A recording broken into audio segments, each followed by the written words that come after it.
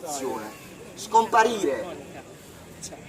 Perché se scompariamo significa che l'Italia è tornato un paese normale.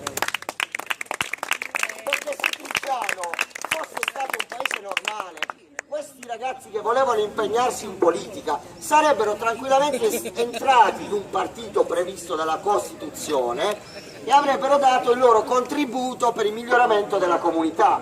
Invece adesso voi entrate in un partito, nel PD, la prima domanda che vi fanno è: cosa hai, soldi o voti? E uno dice: no, io sono semplicemente in gamba, vorrei aiutare. No, servono quelli o con i soldi o con i voti. Adesso c'è anche la terza alternativa, può essere anche gnocca. No, anche con i processi in corso, giusto? No, vabbè, quella è un'altra storia di un altro curriculum. Quindi io questo vi prego davvero, provate a pensare che un'altra strada è possibile, provate a scommettere, poi vincono le elezioni, non fanno quello che Michele vi ha detto nelle piazze, li prendete e li rimandate a casa, a casa. Non è che siccome il Movimento 5 Stelle non dovete mandare a casa, perché la democrazia è questo, tu fai quello che hai detto, perfetto, ti rivoto. Tu non fai quello che mi hai promesso, vai a casa, come un dipendente qualunque, è la democrazia. Invece io vi ricordo che proprio noi in Puglia siamo gli esperti nazionali del contrario. Ve lo ricordate il supercazzolaro di Terlizzi, Vendola? Te lo ricordi Vendola? Veniva nelle piazze nostre a dire: mi dovete votare perché vi porterò l'acqua pubblica, l'acquedotto pugliese, ed è ancora privato, la sanità, e vedete gli ospedali, la sanità come sta, e vi risolverò i problemi dei rifiuti. Questo lo disse nel 2000. Nel 2005 si ricandida di nuovo alla regione, viene qui nelle nostre piazze e dice di nuovo: mi dovete votare perché farò l'acqua pubblica, la sanità e i rifiuti, e non aveva fatto un cazzo prima. E noi cosa facciamo? Lo rivotiamo!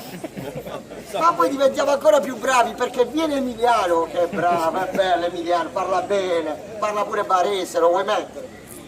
E dice: io vi sistemerò l'acquedotto, la sanità e i rifiuti. E noi cosa facciamo? Lo votiamo di nuovo. Allora, in conclusione, sapete qual è il problema? Il problema non è né Berlusconi, né Renzi, né Beppe Grillo, né Giuseppe D'Ambrosio, né Michele. No, il problema siamo noi tutti. Siamo noi tutti, perché ha ragione Alfano, cioè, sono statista Alfano, quando viene in Parlamento e dice a noi, italiani, lo dice fuori dai microfoni, mica lo dice al microfono, sono stupidi come il pesce rosso. 3 giorni e dimenticano tutto, 3 giorni. 3 giorni.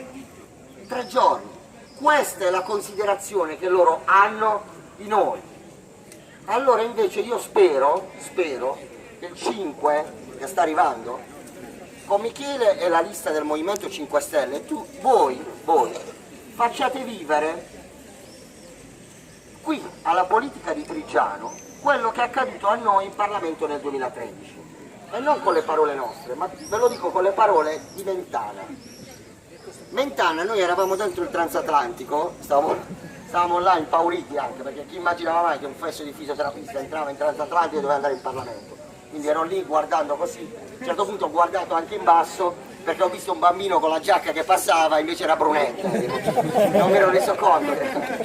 Però la cosa che ci ha detto Mentana, e questo è l'augurio che vi faccio, c'era il casino di Bersani, c'era tutto quel casino là che vi ricordate benissimo.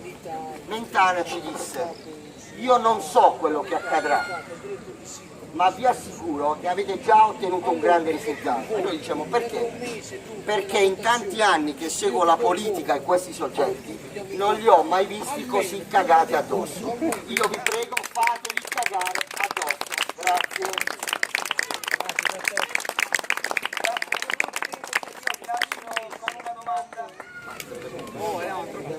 Vi lascio con una domanda e una preghiera. La domanda è questa: se loro stanno spendendo 20.000, 30.000 euro, 40.000 euro per la campagna elettorale, no? Nei prossimi 5 anni da dove pensate che li andranno a recuperare? Questa è la domanda. La preghiera, o meglio l'avvertimento è questo: noi saremo dal 6 giugno, comunque vada, saremo comunque in piazza, perché lo siamo sempre stati. Però ricordatevi che chi non ha il coraggio di lamentarsi, di ribellarsi, scusate, non ha il diritto di lamentarsi dopo. Quindi per favore non venite ai gazebo a lamentarvi delle cose che non cambiano mai, se siete voi i primi che non avete il coraggio di cambiare le cose con quella matita. Ricordatevelo il 5 giugno. Grazie a tutti per essere stati